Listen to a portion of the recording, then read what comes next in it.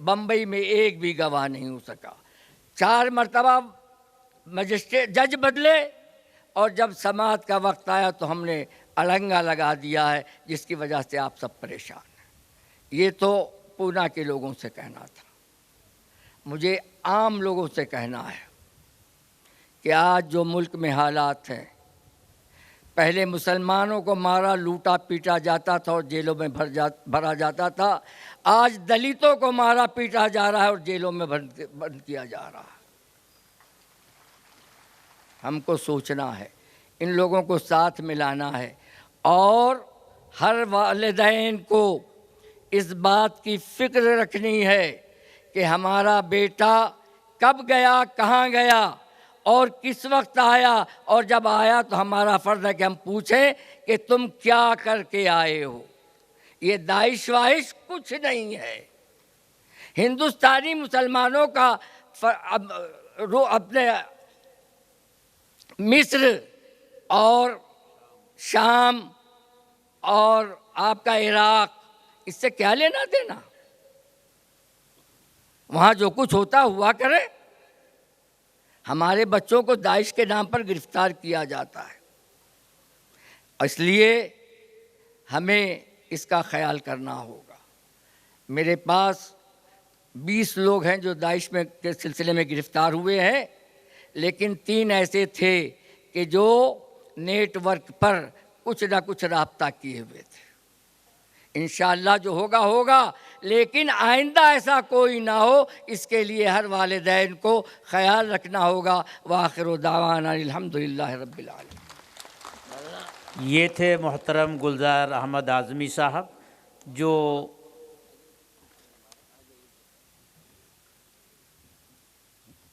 ठीक है 1 घंटा ठीक। जो जमीयत उलमा के एक ख़ास उसकी खिदमात के एक ख़ास पहलू को बयान कर रहे थे, और कहीं आप ये ना महसूस करें कि जमीयत उलमा सिर्फ़ मज़लूम मुसलमानों के मुक़द्दमात देखती है। वक्त नहीं था, वरना मोहतरम जनाब गुलजार अहमद आज़मी साहब ये भी बताते कि जमीयत उलमा सिर्फ़ मुसलमान मज़लूमीन के मुक़द्दमात ही नहीं देखती, बल्कि दूसरे मज़ाहिब के जो मज़लूमीन हैं उनके भी मुक़द्दमात देखती है। और उसकी कुछ तफ़सीलात इंशाअल्लाह हज़रत की बयान में आसाम के ताल्लुक़ से जमीयत उलमा वहाँ जिस तरह से हिंदुओं और मुसलमानों के मुक़द्दमात देख रही है, इंशाअल्लाह आप समाअत फ़रमाएँगे। वक्त काफ़ी गुज़र चुका है और अभी हमारे मुक़र्रिरीन में जनाब ख़ादिमुल कुरान हज़रत मौलाना ग़ुलाम मोहम्मद वस्तानवी साहब हैं और आचार्य प्रमोद कृष्णन जी हैं, और आखिर में हज़रत का भी ख़िताब होना है। इसलिए मैं अब बिला किसी तमहीद के ख़ादिमुल कुरान हज़रत मौलाना ग़ुलाम मोहम्मद वस्तानवी साहब से बसद अदब व एहतराम दरख्वास्त करता हूँ कि हज़रत तशरीफ़ लाएँ और अपने ख़यालात से हम सबको मुस्तफ़ीद फरमाएँ।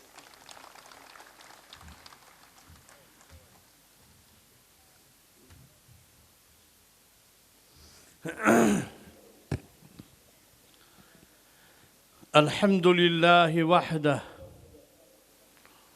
वस्सलातु वस्सलामु अला मन ला नबिय्य बअदह। फ़अऊज़ु बिल्लाहि मिनश शैतानिर रजीम। बिस्मिल्लाहिर रहमानिर रहीम। लइन शकरतुम लअज़ीदन्नकुम वलइन कफ़रतुम इन्न अज़ाबी लशदीद।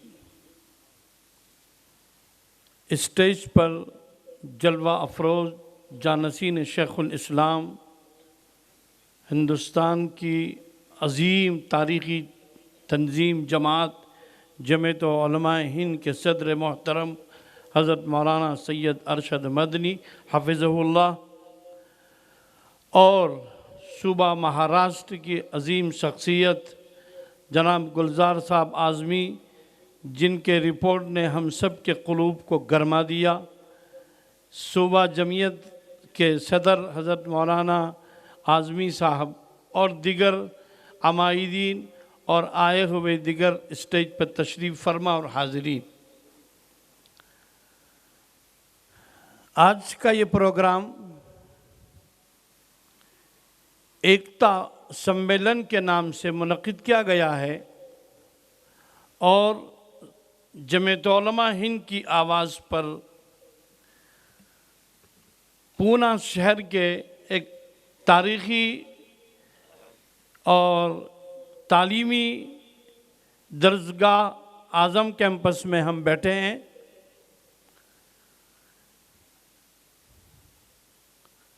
मुझे कोई लंबी तकरीर नहीं करनी है, सदर मोहतरम का खिताब भी हमें सुनना है, लेकिन मुझे सिर्फ हमारे आज़मी साहब की बात पर ही कुछ बात करनी है। हम जिस मुल्क में रहते हैं ये मुल्क बहुत बड़ा मुल्क है, ये दुनिया की महासत्ता कहलाने के लायक है और इस मुल्क में कोई एक समाज नहीं रहता, इस मुल्क में कोई एक बिरादरी नहीं रहती, इस मुल्क में कोई एक जुबान नहीं बोली जाती, इस मुल्क में कई जुबानें बोली जाती है और कई मज़ाहिब के लोग इस मुल्क में रहते हैं। इस मुल्क का कल्चर गंगा जमुना कल्चर है। इस मुल्क में मुल्क की आज़ादी से पहले और मुल्क की आज़ादी के बाद जो कुछ हुआ हो रहा है हम देख रहे हैं। इस मुल्क में जो चीज़ हमारे अकाबिरीन ने अपनी खुदादाद बसीरतों से हमें बता दी थी वो हम देख रहे हैं। जमीयत उलमा ने हर मोड़ पर मुसलमानों की रहबरी ही नहीं बल्कि हर तरह की मदद की और मुल्क के लिए, मुल्क के रहने वाले सब समाज के लिए जमीयत उलमा की कोशिशें रही। बदकिस्मती से मुल्क फ़िरका परस्ती की तरफ चला गया। जिस मुल्क का नारा था हिंदू मुस्लिम सिख ईसाई हम सब है भाई भाई, उस मुल्क के इस नारे को नजर लग गई और मुल्क फ़िरका परस्ती का शिकार हो गया। फ़िरका परस्ती का शिकार का ब्लेम हम किसी एक पार्टी पर नहीं डालेंगे, जैसे कि अभी आपके सामने कहा गया। बदकिस्मती से मुल्क फ़िरका परस्ती का शिकार हुआ और इसमें जाहिर बात है जिसकी लाठी उसकी भैंस, जिसकी गवर्नमेंट है उसका सब कुछ है, हमारे पास कोई चीज नहीं है। हम निहत्थे हैं, हम खाली हैं। लेकिन अल्लाह हमारे उन अकाबिरीन जमीयत उलमा की कब्रों को नूर से भर दे जिन्होंने इस मुल्क में मुसलमानों की क़यादत और सियादत की। हमारे मदारिस के तहफ़्फ़ुज़ के लिए जमीयत उलमा ने कोशिशें और काविशें की। जमीयत उलमा ने तालीमी कन्वेंशन के ज़रिए मुल्क के गोशे गोशे में मकातिब कुरानिया का जाल बिछाया। जमीयत उलमा ने मुसलमानों को तालीम के लिए वज़ाइफ दिए। जमीयत उलमा ने फसाद ज़दा इलाक़ों में लोगों की मदद की। और आज भी जब कभी कोई फसाद कहीं होता है तो झोली फैलाने वाले ये जमीयत उलमा की जमात है। आपको मैं इस स्टेज के जरिए ये कहना चाहूंगा, जहां जमीयत उलमा के सेक्रेटरी गुलजार आजमी कह रहे हैं कि 8 लाख का मसला है, 4 लाख मेरे पास एक साहब ने दिए हैं और हजरत आप 4 लाख भेज दीजिए। यानी आप इससे अंदाजा लगाइए कि हम अपनी इन तंजीमों को कैसी मदद कर रहे हैं। अगर आपको इस मुल्क में इज्जत के साथ, अबरू के साथ रहना है तो आपको जानी माली हर किस्म की कुर्बानी इस जमात के साथ आपको देनी पड़ेगी। अगर आप अपने हाथों को रोकेंगे तो जेल के सलाखों के पीछे रहे हुए नौजवानों की कोई मदद नहीं हो सकती। मुसलमान कोई बांझ नहीं है, मुसलमान कोई इतना गरीब भी नहीं है। अल्हम्दुलिल्लाह आज मुसलमान बड़ा सरमायादार भी है, लेकिन वो अपने सरमाया को लेकर बैठा है कि भाई देखो इसकी हिफाजत करो। लेकिन मुल्क आग में जल रहा है, मुसलमान मर रहा है, कट रहा है, मुसलमान पड़ोस में भूखा मर रहा है, लेकिन मेरे दिल में अपने भाई की कोई अहमियत और उसकी कोई मोहब्बत नहीं आती। आज का ये इजलास में आपका आना, आप एक पैगाम लेकर जाइए। 80 साल का बूढ़ा गुलजार आजमी जो बेचारे खड़े होकर तकरीर भी नहीं कर सकते, वो आपके सामने क्या कह रहे हैं कि भाई हजरत पैसे भेजिए। लो, बम्बई में बैठे हैं और दिल्ली से पैसे मंगा रहे हैं। तो कहाँ गए बम्बई वाले, कहाँ गए पूना वाले? मेरे दोस्तों, जान माल अल्लाह की एक नेमत है। कुरान करीम की आयत मैंने पढ़ी, लइन शकर तुम लाज़ीदन्नकुम, अगर तुम हमारी नेमतों की शुक्रगुजारी करोगे हम उसमें इजाफा करेंगे। वलइन कफर तुम, और अगर तुमने हमारी नेमतों की नाशुक्री की, इन अज़ाबी लशदीद, हमारा अज़ाब बड़ा ही दर्दनाक है।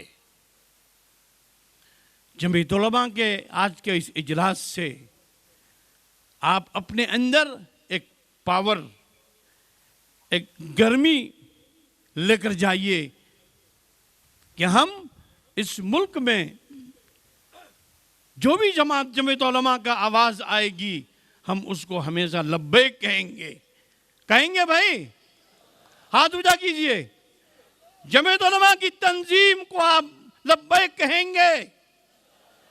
अगर हम जमीयत उलमा की तंजीम के साथ अपना हाथ से हाथ नहीं मिलाएंगे तो याद रखिए मेरे दोस्तों, इस मुल्क में हमारे आंसू को पूछने वाला कोई नहीं रहेगा।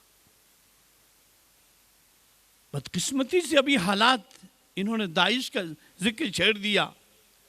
देखिए पहले कैसे कैसे लोग पकड़े गए, अब दाइश के नाम पर नौजवानों को उठाया जा रहा है। माना ना क्या हम और इराक, सीरिया, हमें क्या लेना देना? दाइश कौन है हम जानते भी नहीं है, लेकिन उसके बावजूद आपके नौजवान को और खुसूसन उलमा को इसके लिए उठाया जा रहा है। अगर हम अपनी तंजीमों को मजबूत नहीं करेंगे तो मेरे दोस्तों याद रखें, आने वाले अय्याम हमारे लिए और ज़्यादा ख़तरनाक होंगे। तो मैं अपनी तकरीर को लंबी न करते हुए, क्योंकि आज तो हमें जानसीन शेखुल इस्लाम हज़रत मौलाना सैयद अरशद मदनी हफ़िज़ुल्लाह का ख़िताब सुनना है। हम दुआ करते कि अल्लाह ताला उनकी हिफाजत फरमाए और पूरे मुल्क को उनके साए तले जमा फरमाए। वमा तौफ़ीक़ी इल्ला बिल्लाह। दोस्तों, अब मैं बसद अदब व एहतराम जनाब आचार्य प्रमोद कृष्णन जी से दरख्वास्त करता हूँ कि आप तशरीफ़ लाएं और अपने ज़र्री ख़यालात से हम सबको आगाह।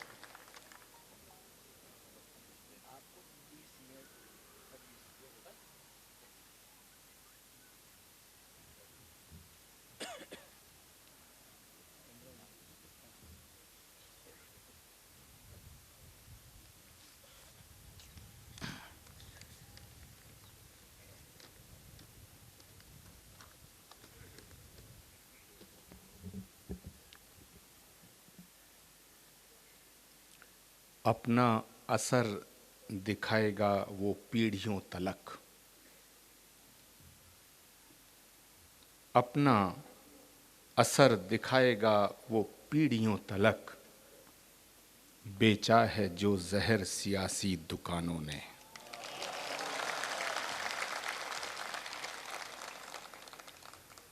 जमीयत के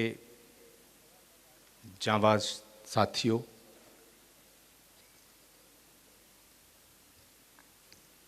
इस जलसे के सदर और जमीयत के ही नहीं पूरे मुल्क के सरपरस्त शेखुल इस्लाम इज़्ज़त माब आली जनाब हज़रत मौलाना सैयद अरशद मदनी साहब,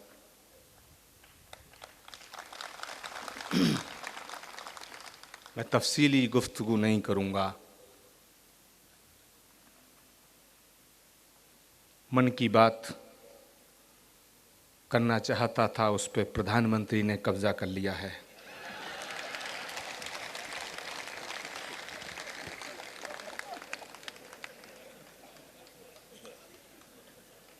कोई भी किताब, कोई भी धर्म,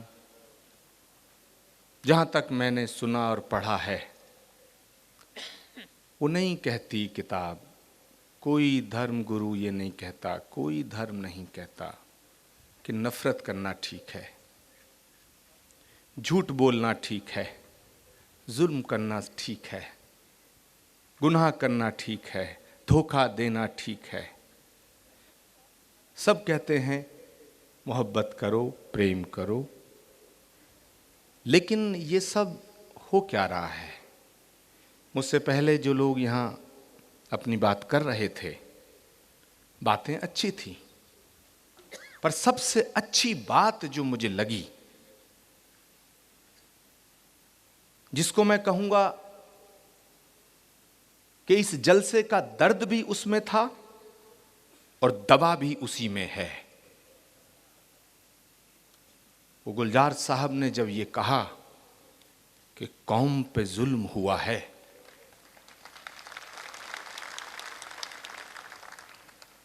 इससे दर्द पैदा हुआ, लेकिन सुकून भी मिला जब उन्होंने कहा कि उन बेगुनाहों की लड़ाई लड़ने वाले सारे वकील हिंदू थे।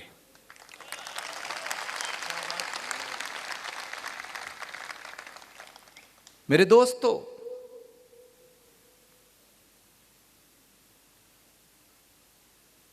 इस्लाम का एक जलसा, दीन का जलसा अमरोहा में मुनक्किद किया गया था और बैनर पे लिखा था कि महासिन इस्लाम।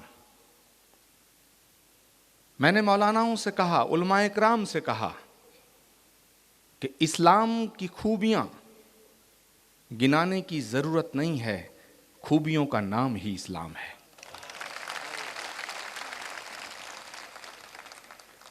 किसी प्यासे को पानी पिलाने का नाम इस्लाम है, किसी भूखे को रोटी खिलाने का नाम इस्लाम है, किसी गरीब को गले से लगाने का नाम इस्लाम है, किसी अंधे को रास्ता दिखाने का नाम इस्लाम है, मोहब्बत का नाम इस्लाम है, खिदमत का नाम इस्लाम है।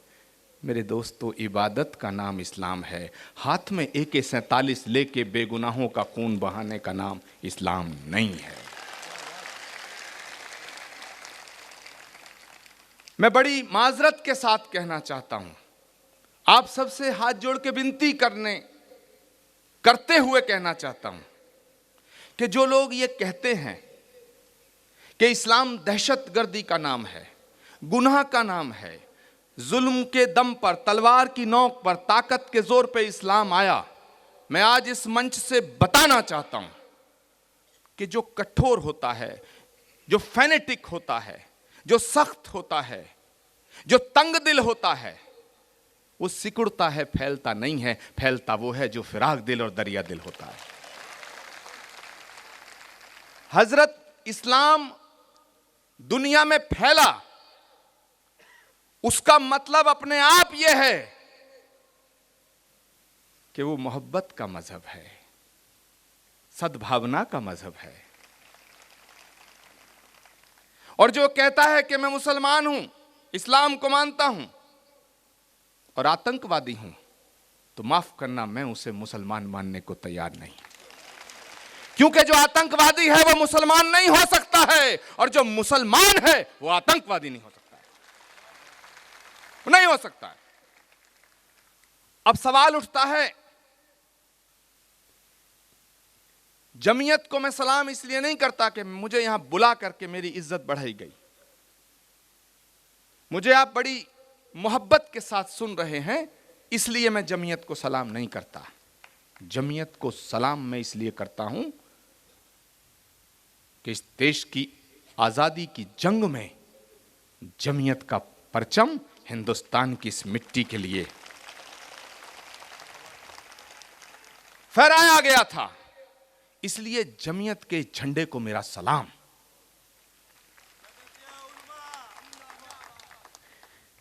मैं एक बात और कहना चाहता हूं, कहीं ना कहीं गलती होती है। तमाम वाकया गुलजार साहब ने जितना बताया, यह बात सच्ची है, मुझे भी मालूम है ऐसा हुआ।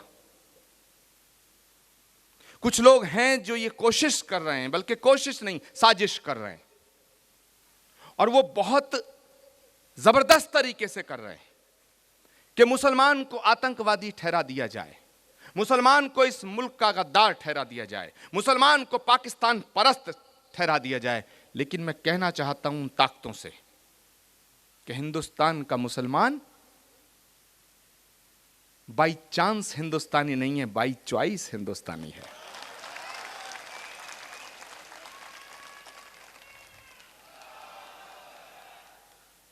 मेरे दोस्तों, बात थोड़ा दिल खोल के की जाती है तभी गांठें खुलती हैं। अगर हम लोग आए, आपने हमारी इज्जत की, हमने आपकी की, और भुस पे लीप के चले गए, गोल गोल जलेबी की तरह बात करके चले गए, तो ये गांठें खुलेंगी नहीं। गांठें खोलना है। मैं अफसोस के साथ लेकिन बेखौफ होके अदब के साथ कहना चाहता हूं कि दीवारें दिख नहीं रही हैं, दिलों में खड़ी होना शुरू हो गई हैं। इन दीवारों को अभी गिराना होगा, वरना देर हो जाएगी। पशेमा हो के फिर हम सब कहते फिरेंगे कि कितनी दीवारें हो गईं इस एक घर के दरमियां, घर ही कहीं गुम हो गया दीवारों दर के दरमियां। आज एक मैसेज पूरी दुनिया को हमें देना है।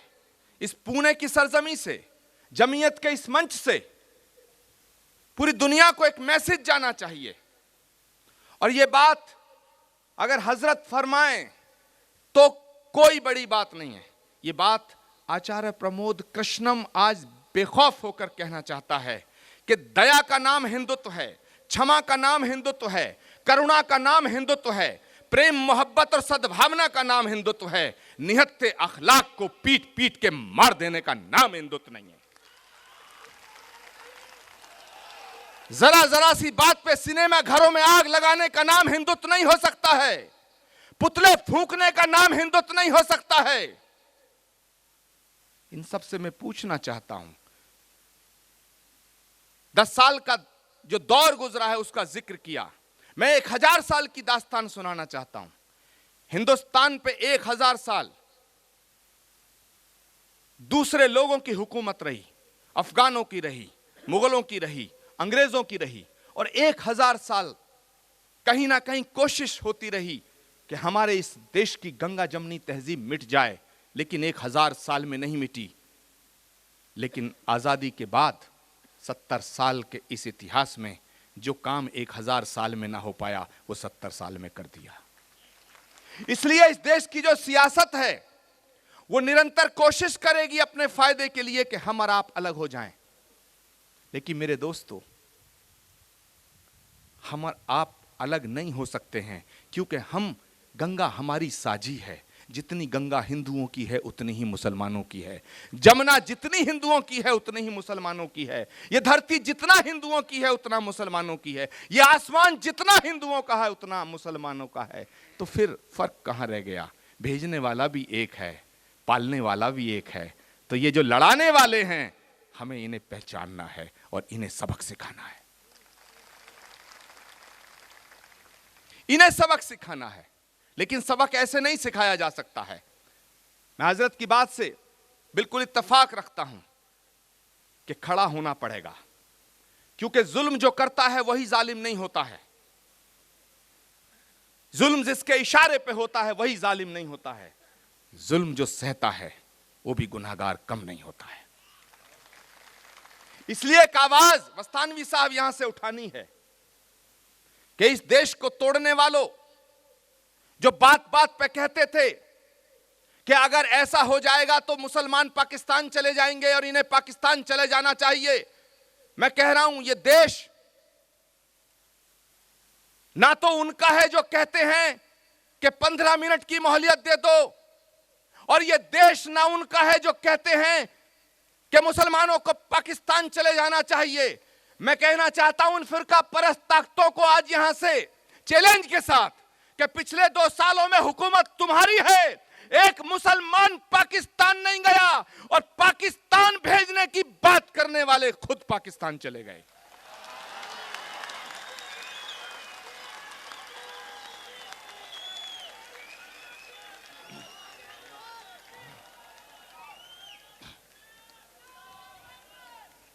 और ऐसे नहीं गए, बिना बुलाए चले गए, और बिना बुलाए नहीं गए, बिना बताए चले गए। फैसला इस देश की जनता करेगी, फैसला आप करेंगे कि जो काम चोरी से किया जाता है वो गुनाह होता है। बताओ देश को कि बातें क्या की थीं, देश को बताओ कौन सी बात थी जिसको करने गए थे। इसका मतलब दाल में काला है या पूरी दाल काली है।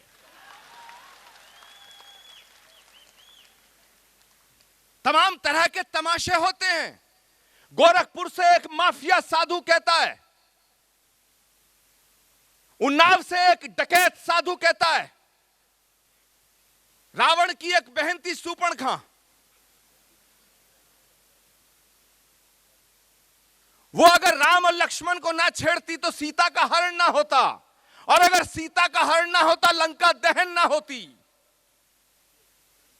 मैं इन तमाम अपने दोस्तों से कहना चाहता हूं, साधु संतों से कहना चाहता हूं कि बीजेपी की माला जपने से न तुम्हारे धर्म का कुछ होगा और न इस देश का कुछ होगा, बल्कि जितने पुण्य तुमने किए होंगे अपनी तपस्या के दौरान, इन देश के गद्दारों की माला जपोगे वो पुण्य भी पाप में बदल जाएंगे।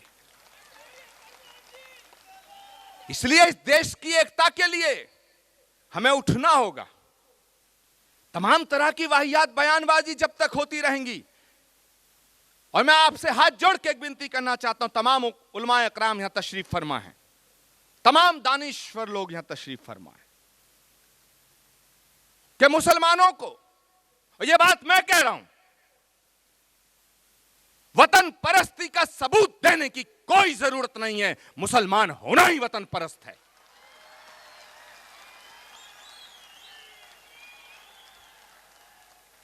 बस इतना बहुत है कि मुसलमान हैं आप। अगर मुसलमान हैं तो वतन परस्त अपने आप होंगे, ये हमारा यकीन है।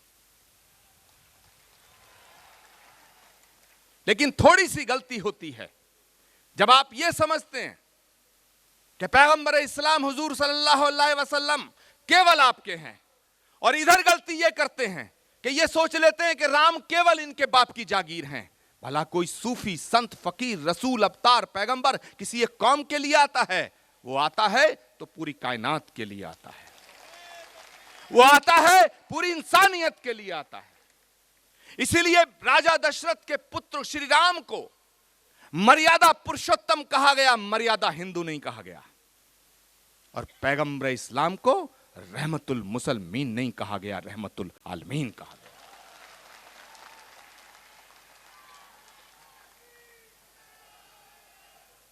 मेरे दोस्तों, यहां आपको सदर जमीयत के सदर जिनको सुनना चाहते हैं